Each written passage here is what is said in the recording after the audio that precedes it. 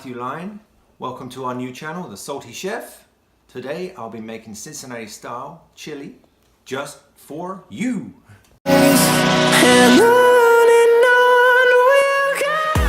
need 3 pounds of ground beef, 1.5 quarts of beef stock, 2 diced onions, 1.5 cans of tomato sauce, 15 ounce, 3 teaspoons of Worcestershire sauce, 6 garlic cloves, 2 ounces of dark chocolate, half a cup of chili powder, 1.5 teaspoons of cumin, 1.5 teaspoons of cinnamon, 3/4 of a teaspoon of cayenne pepper, 1/4 teaspoon of ground cloves, 1/4 teaspoon of allspice, 2 bay leaves, 3 tablespoons of vinegar, some ground pepper. Ingredient is salt, and I know I have it around here somewhere. Now, where's my salt gone? Hi, my name is Chef Tony, and I'm here to save the day. So our first step for our Cincinnati chili is going to be the browning of the beef. You'll see in many recipes that they just shove the beef in with water and the spices. In my experience, that's not acceptable. What we need to do is sear the beef or seal in the flavors, and the same with the onions. Otherwise, you get raw tasting food. You get a better caramelization on the onions. You get a better caramelization on the beef. So let's go ahead and do that. Got a nice hot pan, 2 tablespoons of oil there. We've got our onions there. We've got our garlic going in as well. Give them a quick saute. Just start that off, and then we're going to put our beef in. And we're actually going to cook the beef. Like I said, a lot of those other recipes out there, they won't cook the beef.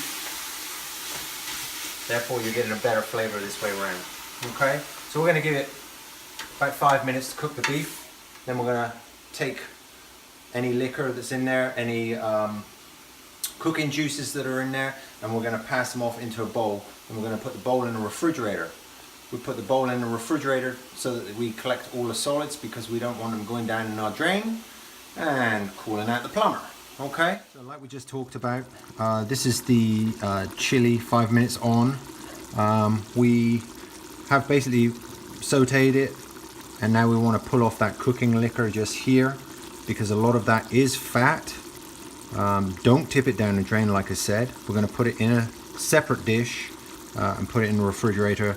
The solids will split, and then you just throw the solids in the garbage can, and you can use the residue back in the beef chili. We're pulling off the residue here, and like I said, there's a lot of it, so we're going to just put it in this dish.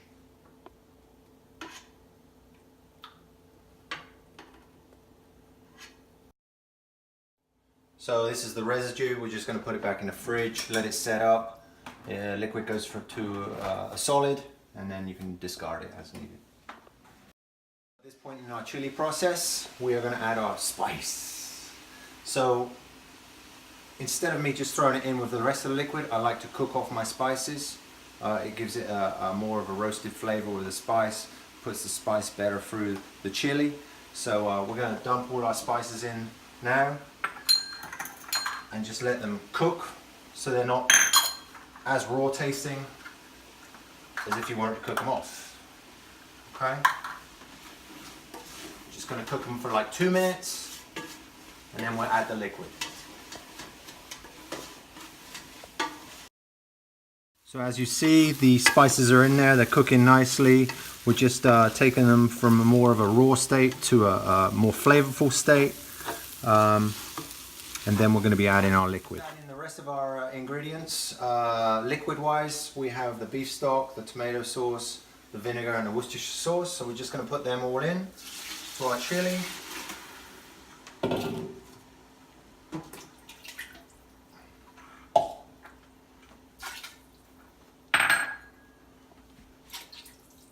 going to mix that up. Now Cincinnati chili is a little thinner than a chili con carne. It also does not have beans in it, but it does have one secret ingredient in it.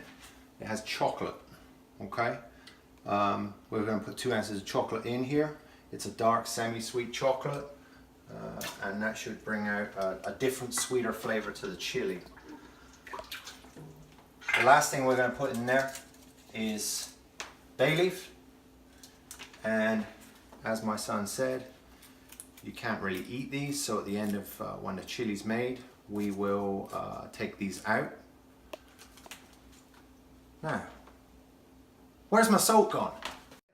You salty, mate? So at this stage of our chili, this is what it should look like, fairly thin like I said.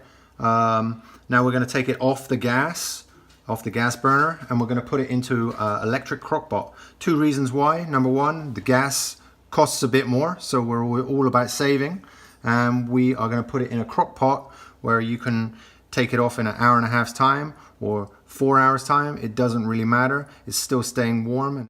So like I said, it's going in the crock pot. Just watch out, it splashes everywhere.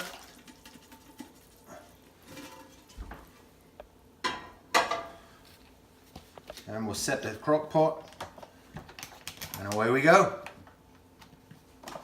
So we're going to be using shredded cheddar cheese on top of our 3-way Cincinnati chili. Caution with the cheese. Usually people will grate the cheese on this setting, and as you can see, that setting is pretty thick. So we want a nice fluffy cheese to go on top of our chili. So what we're going to do is we're going to use this side here. So we'll put that there, and we'll turn this little gadget round, and we're going to do this side and do it nice and long, and you'll see the difference. There's a lot of difference. There's more air that goes into it, it's fluffier, and it gives you that better style of cheese for the actual chili. All right. So there it is. It's a lot fluffier. You can make it pile up, whereas this is a lot harder to pile, less fluffy and less airy. All right. So as you see in the background here, we have our hot water boiling for our spaghetti. This is part of our 3-way, so it's going to be spaghetti, chili and cheese. This is a cheaper way of boiling water rather than having it on a gas flame and boiling in an open top pan. Put it in the kettle. Whenever it's ready, it will click off like that. Put it straight in here. You have hot boiling water. Turn on your pan. It's instantly boiling. And there's one last thing I need in here, is the salt. Where's my salt? You salty, mate? So we've got our water to a rolling boil. We have our salt in it. Now we're going to put our spaghetti in it. A couple of rules about spaghetti.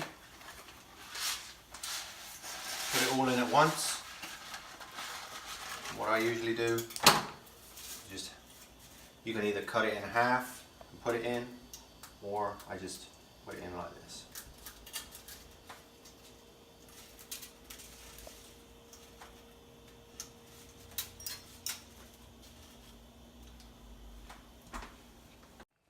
So with the spaghetti, especially when you put it in at the beginning, make sure you stir it, otherwise it's going to clump together in big clumps and it will be raw inside. So make sure you're stirring this as you go along. Okay. So our spaghetti is cooked. There is one easy way to know if spaghetti is cooked or not. Just take a touch out like this and throw it against your tile. And if it sticks, it's done. I'm gonna put our spaghetti in a colander, and we're not gonna put any cold water on it, believe it or not. You can either serve it like this, hot, touch of oil, mix it through, mix the oil through the spaghetti. Basically then the spaghetti won't stick together. Or if you're gonna use it later, my best advice would be take your spaghetti like this, put it over a tray like that. spread it out and let it naturally cool. And then place it in the fridge. Mix oil through it when it's cooled. The reason for this is because this gives you a much better flavor when it's done like this. If you're running it underwater, the flavor is extracted through the water and dumped down the sink. We don't want that.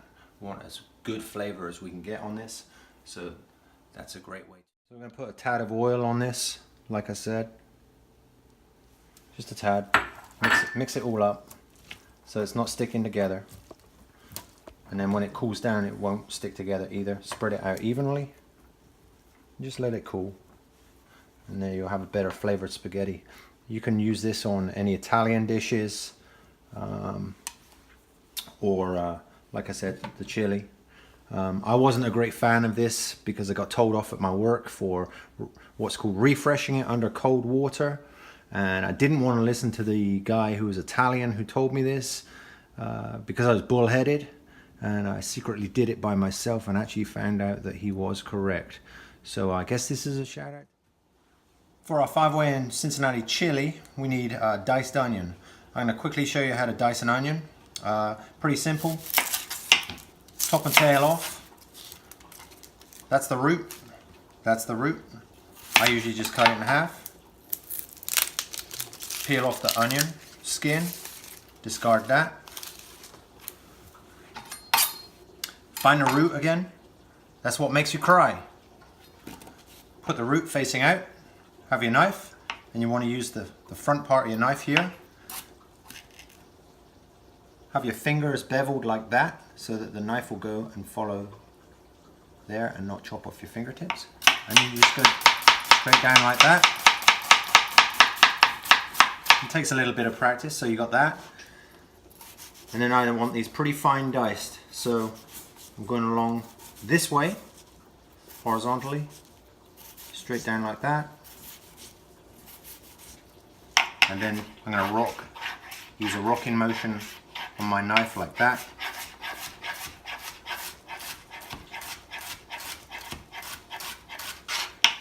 With the end, just chop it up. Do it this way. And you have finely diced onions for our chili. Alright. So we're here making our 3-way chili. Basically the 3-way is the spaghetti, the chili that we just made, and the fluffy cheese. So we want about 8 ounces volume of spaghetti, 4 ounces of our chili, or if you're like me, you probably want more.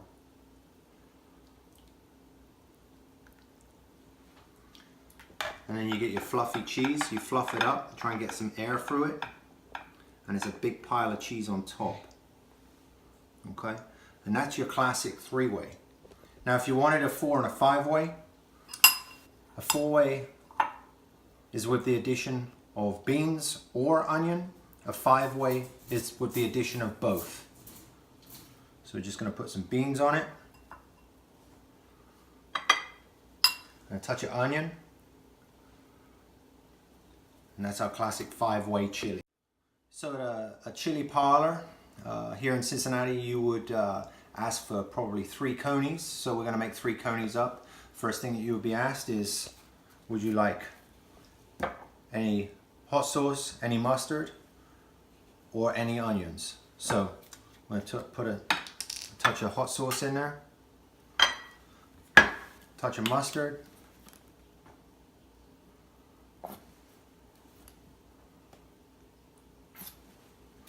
and a couple of onions.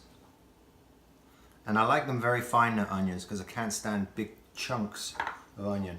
I'm going to put in our hot dog, then our 2 ounces of chili, which goes all the way along.